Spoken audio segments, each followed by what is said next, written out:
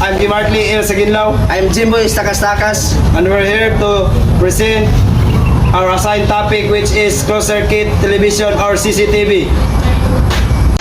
CCTV stands for closed-circuit television and commonly known as video surveillance.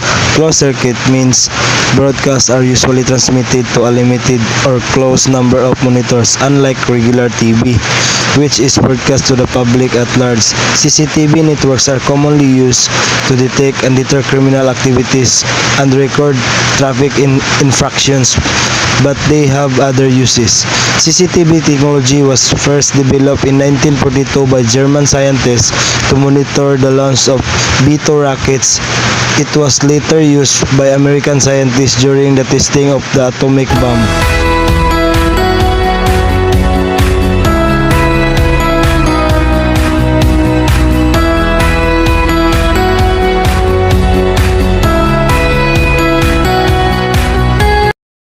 First, we install the camera.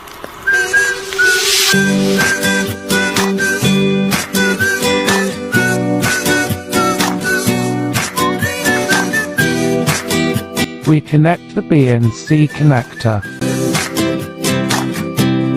Take me to the place I used to run.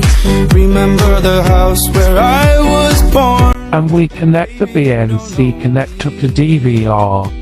My baby, you don't know. I'll show you all the stars I used We connect the mouse and keyboard connector. to realize.